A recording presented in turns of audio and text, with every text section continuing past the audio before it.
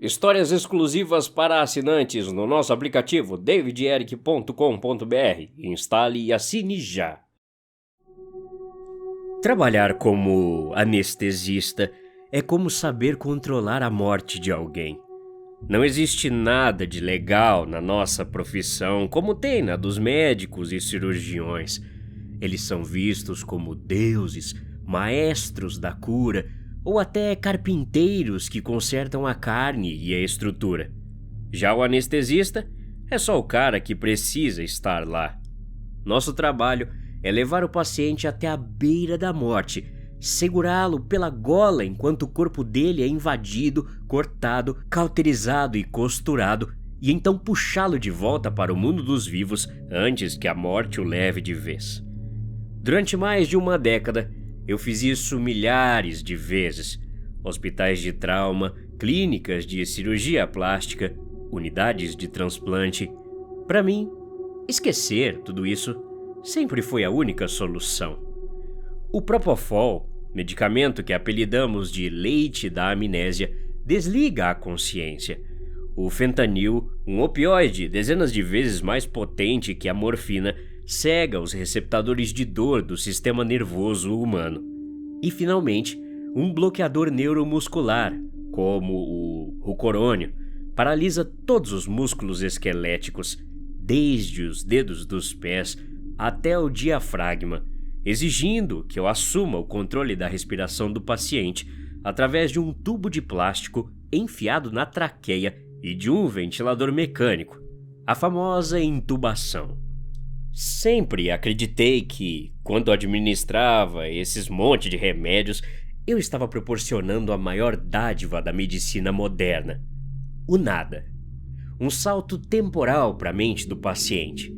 O paciente fecha os olhos na sala de cirurgia e os abre um segundo depois na sala de recuperação, sem memória, sem dor, sem consciência do trauma ao qual o seu corpo foi submetido.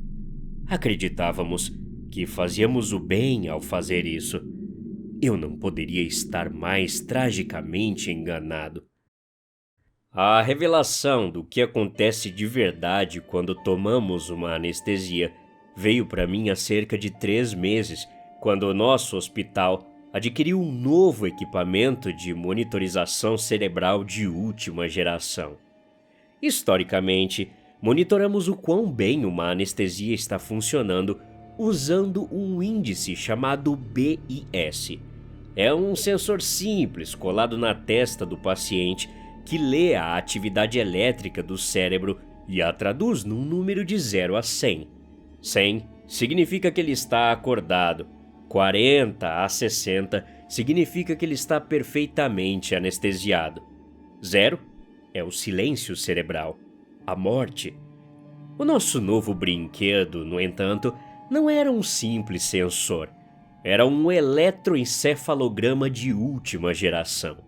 Em vez de um adesivo na testa, colocávamos uma touca com dezenas de eletrodos distribuídos por todo o crânio, mapeando a atividade elétrica em 3D e em tempo real. O objetivo do departamento de pesquisa era ver o que causava delírios pós-operatórios em alguns pacientes idosos. Para mim, era apenas mais um gráfico colorido na minha tela de sinais vitais. Isso até a cirurgia do paciente 527. Era um dia comum, nada anormal. O caso na sala 4 era uma duodenopancreatectomia, também conhecida como cirurgia de Whipple.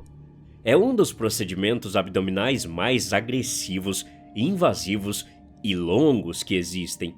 O cirurgião precisa remover a cabeça do pâncreas, a primeira parte do intestino delgado, a vesícula e o ducto biliar, para depois reconectar o que sobrou do trato digestivo.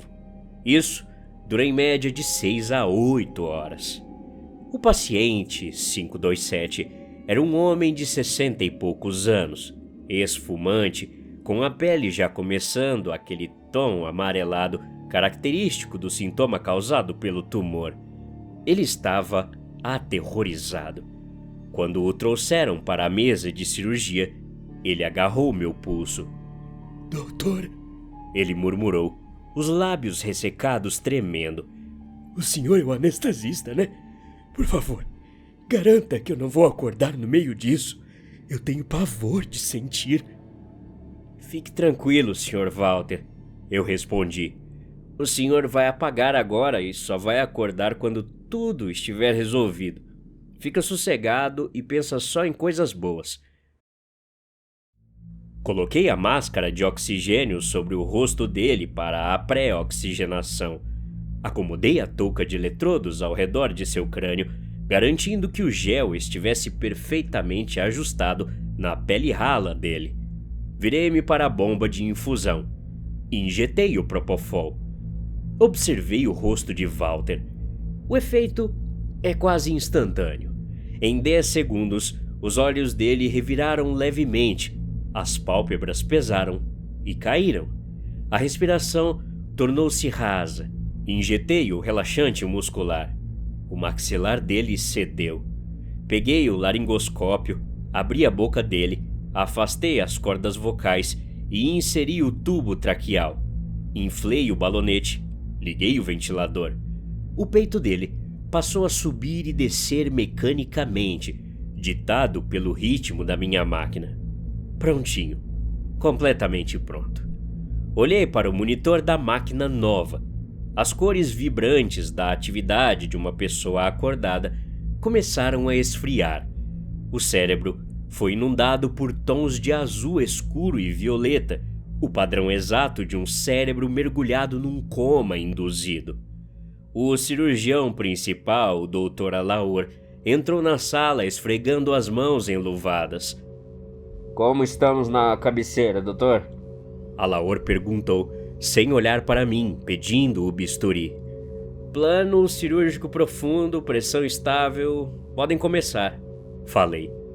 Alaor fez a primeira incisão. Um corte único e vertical, do osso externo até o púbis. O tecido adiposo se abriu. O sangue apareceu, imediatamente sugado pelo aspirador da assistente. Foi nesse exato instante, quando a cavidade abdominal foi forçada a abrir pelos retratores de metal, expondo as vísceras do velho, que a anomalia ocorreu. Meus olhos focaram para a tela do eletroencefalograma, esperando ver alguma leve oscilação, talvez a necessidade de aumentar a dose do analgésico. Mas o que vi me fez parar de respirar. A tela não mostrava uma leve oscilação. O cérebro inteiro de Walter, mapeado em 3D, explodiu numa tempestade de cores vivas. Vermelho brilhante, amarelo ofuscante, branco estourado. Esses tipos de cores estão associadas a estados de hiperconsciência, processamento cognitivo extremo, resolução de problemas complexos e, mais importante, percepção aguda de dor. O gráfico indicava que o cérebro de Walter estava registrando cada milímetro do aço cortando a sua pele, cada nervo sendo rompido, cada órgão sendo manipulado. A dor era tão intensa que a atividade elétrica ultrapassava qualquer limite basal. Meu coração disparou. Um fenômeno desses, em que o paciente acorda durante a cirurgia, sentindo tudo, mas incapaz de se mover ou gritar por causa do bloqueador neuromuscular, é o maior pesadelo de um anestesista. Isso é uma tortura indescritível que gera traumas psicológicos irreparáveis ao paciente. Aproximei-me dos controles das bombas de infusão. Verifiquei tudo. O acesso não havia rompido. O Propofol estava fluindo a uma taxa altíssima. O fentanil estava em níveis suficientes para derrubar um cavalo. Olhei para os sinais vitais. Frequência cardíaca, 62 batimentos por minuto. Normal. Pressão arterial, 110/70, o conhecido 11/7. Normal também. Minha mente deu um nó. Aquilo era impossível. Se o cérebro dele, de fato, estivesse registrando uma dor daquela magnitude, uma dor de estar sendo eviscerado vivo, o sistema nervoso teria desencadeado uma resposta maciça. A frequência cardíaca deveria estar em 180, a pressão arterial deveria ter disparado para níveis de rompimento vascular. Ele deveria estar suando igual um porco, chorando pelos cantos dos olhos. Mas o corpo de Walter estava perfeito. A temperatura corporal ideal, o coração calmo e ritmado. Olhei novamente para o monitor cerebral. A tempestade de cores continuava, mais localizada numa área bizarra. O neurocórtex frontal, onde nossa personalidade, as nossas memórias e o nosso eu residem, continuava mergulhado no escuro da anestesia. Mas as áreas somatosensoriais, a amígdala e tudo mais estavam numa frenética atividade elétrica. Era como se o cérebro dele estivesse dividido. A pessoa que era Walter estava de fato desligada, mas o corpo não estava vazio. Alguém ou alguma coisa estava usando o corpo dele para sentir aquela dor, sem acionar as respostas físicas de defesa. A sensação mais esquisita da minha carreira veio. A sensação de que eu não estava mais lidando com medicina, mas sim com uma violação de leis que a ciência ignora. Alaor, Eu disse. pode parar a operação um segundo, doutor? O cirurgião olhou por cima dos óculos cirúrgicos, irritado. As mãos dele estavam mergulhadas na cavidade abdominal de Walter. Algum problema com os sinais? Ele perguntou. Quase tudo normal, mas a leitura do equipamento novo tá bem diferente. Preciso checar algumas coisas. Eu precisava testar. Aproximei-me do rosto de Walter. Nós colamos os olhos dos pacientes para evitar que a córnea resseque ou sofra úlceras durante cirurgias longas, já que o reflexo de piscar é abolido. Com o polegar trêmulo, soltei essa fita adesiva do olho esquerdo de Walter. O que se espera de um paciente sob efeito de relaxante muscular e anestesia profunda é que a pupila esteja pontilhada ou em uma posição central, morta, opaca. Os músculos ao redor do olho devem estar completamente flácidos. O bloqueio neuromuscular proíbe qualquer coisa do tipo. Quando levantei a fita, a pálpebra dele não se abriu sozinha, eu tive que levantá-la com o dedo.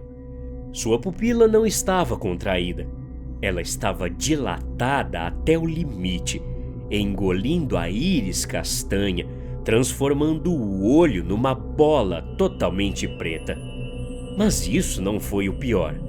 O olho se moveu. Debaixo das toneladas de remédios anestésicos, contrariando todas as regras da biologia farmacológica, o globo ocular esquerdo de Walter girou lentamente. Não foi um espasmo. Foi um movimento feito de propósito. O olho negro focou diretamente no meu rosto. Aquele olhar não era o olhar de Walter. Eu conhecia o olhar de Walter. O tinha visto 10 minutos antes. Era um olhar de pavor, de vulnerabilidade. Mas o olhar que estava me encarando agora era vazio de qualquer traço de humanidade e emanava uma sensação de pura, inalterável e sombria satisfação. Era o olhar de um parasita aproveitando um banquete de carne. A minha respiração travou na garganta. Dei um passo trêmulo para trás, quase tropeçando no carrinho de medicações. A entidade dentro daquele corpo percebeu meu pavor, e numa demonstração silenciosa de poder e deboche, a pele ao redor do olho, músculos minúsculos que deveriam estar travados pelas drogas, tensionou levemente. O olho pareceu sorrir. Uma ruga de diversão se formou no canto da pálpebra paralisada.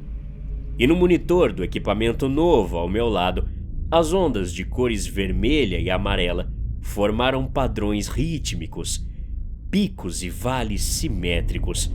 O monitor estava traduzindo a emoção que o invasor estava processando com o sistema nervoso de Walter. êxtase puro. Fechei a pálpebra de Walter rapidamente, colando a fita adesiva com força, como se estivesse trancando a porta de um porão onde um monstro morava. Tudo bem aí?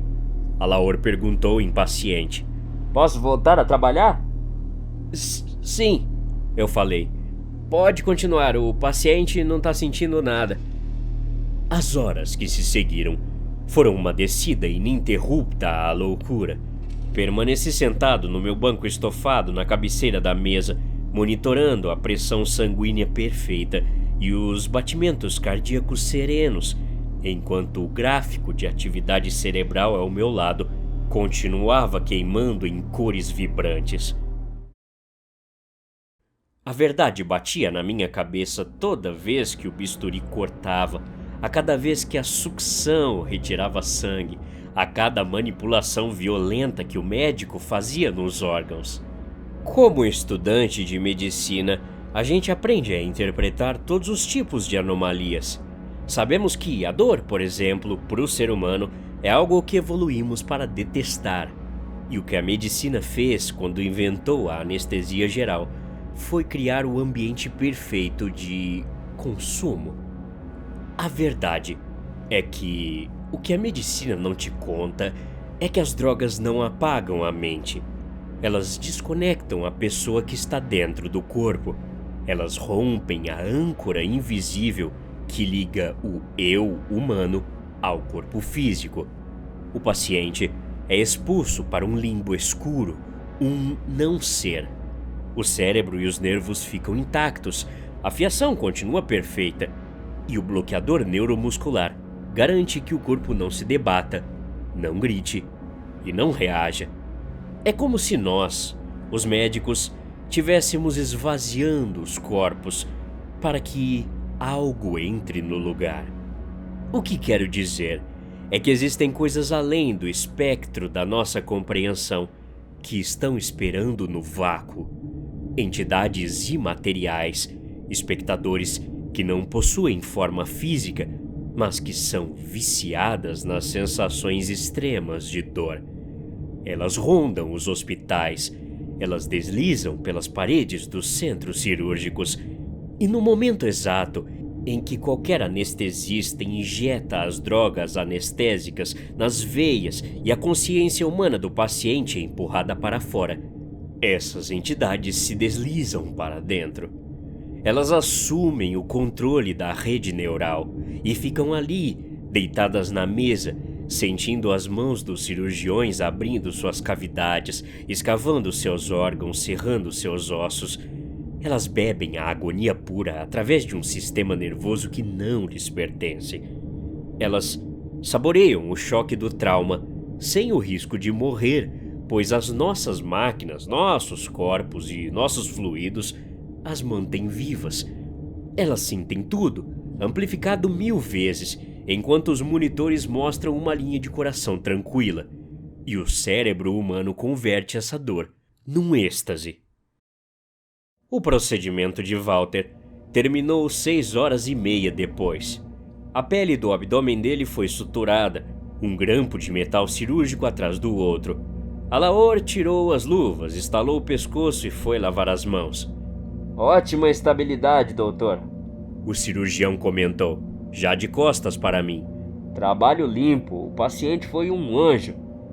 Aproximei-me das minhas bombas de infusão. Desliguei o gotejamento de propofol. Administrei o agente reversor para o relaxante muscular. O processo de despertar é tão tranquilo quanto o de apagar. A química das drogas começa a ser filtrada pelo fígado e o paciente acorda. No monitor cerebral, a tempestade de cores vivas dissipou-se como neblina dissipada por um vento forte. O gráfico caiu abruptamente num azul escuro de silêncio. O inquilino estava indo embora. E segundos depois, as ondas retornaram aos padrões caóticos normais de uma vigília desorientada. O verdadeiro Walter estava voltando das profundezas. O cérebro dele reassumiu o controle do corpo agora suturado, grampeado e modificado. Ele deu uma tosse fraca contra o tubo de plástico, Os músculos do pescoço dele tensionaram levemente. Retirei o tubo da traqueia dele. Coloquei uma máscara de oxigênio simples sobre o nariz e a boca. Ele abriu os olhos. O olhar castanho e opaco estava de volta, confuso, aterrorizado, piscando contra a luz intensa da sala. "Acabou, Walter", eu disse, acariciando os cabelos suados da testa dele, sentindo uma repulsa e uma culpa. "Deu tudo certo, tá? O senhor dormiu muito bem." A voz dele estava rouca, normal de uma garganta recém-estubada. Eu não senti nada, doutor. Foi como piscar os olhos mesmo. Graças a Deus, não senti nada. Eu nunca tinha feito uma cirurgia, sabe? Tava morrendo de medo dessas coisas de anestesia não funcionarem em mim. "Eu te falei", eu murmurei, desviando o olhar para a tela escura do monitor do equipamento novo que eu já havia desconectado. Levaram Walter para a UTI. A sala foi higienizada.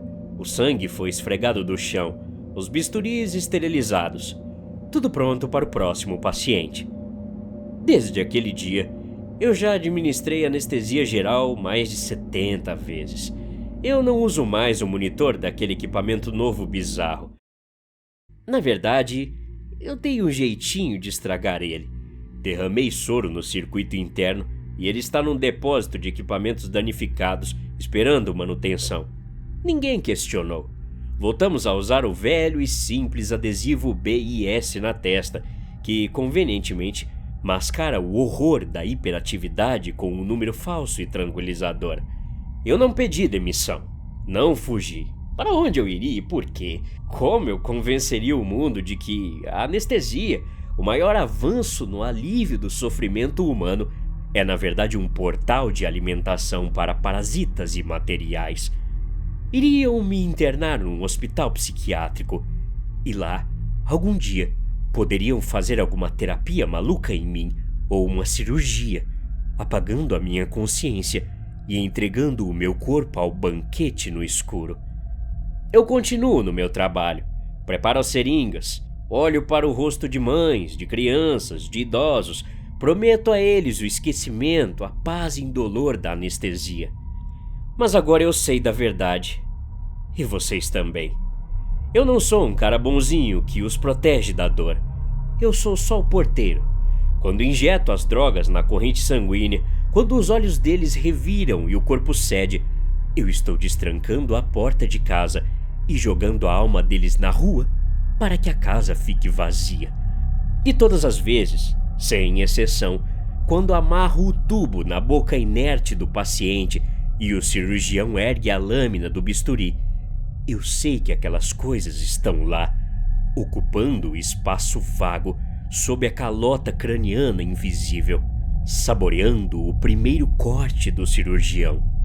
E eu desvio o olhar, rogando a Deus que eu nunca erre as anestesias, para que o dono do corpo não acorde para dividir seu próprio corpo com a coisa. Até a próxima. Obrigado.